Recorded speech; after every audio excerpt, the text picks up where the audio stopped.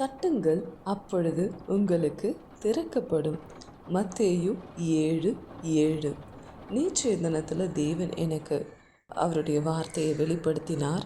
இதோ இனி காலம் செல்லாது, மிக விரைவில் இயேசு சுவாமி வரப்போகிறார். ஏன்னா நேற்று எனக்கு ஆண்டவர் அவருடைய தரிசனங்களையும் அவருடைய பிரசன்னத்தையும் வெளிப்படுத்தும் பொழுது அவர் வெளிப்படுத்தின விசேஷம் 3:20 படிக்கு கதவை தட்டி கொண்டிருந்தார். தேவன் அங்கே எனக்கு என்ன வெளிப்படுத்தினார் என்றால், அவரோடு போஜனம் பண்ணுவதற்காக என்னையும் ஒரு மனுஷியாய் தெரிந்து கொண்டார். நாமும் எப்படி இருக்கணும்னா, மகதலேனா மரியாள் மற்றும் மார்த்தா மரியாள், லாசரு அவர்கள் தேவன் கதவை தட்டும் பொழுது ஏற்றுக்கொண்டார்கள். அதாவது அந்த வழியாக சென்றார், அப்பொழுது அவர்கள் என்ன பண்ணாங்க, அவரை ஏற்றுக்கொண்டார்கள்.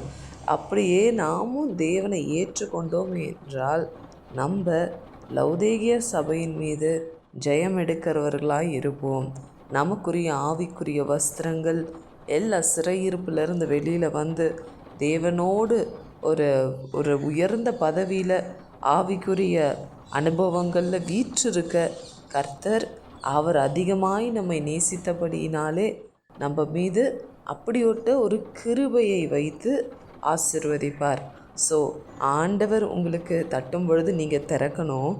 நீங்களும் தட்ட வேண்டிய சில கதவுகள் இருக்குது. ஏன்னா உங்கள் மூலமாய் அநேகருடைய வாழ்க்கையில் கர்த்தர் மகிமையின் ராஜாவாக உட்பிரவேசிக்க இருக்கிறார். கர்த்தருக்கே மகிமை உண்டாவதாக. ஆமேன்.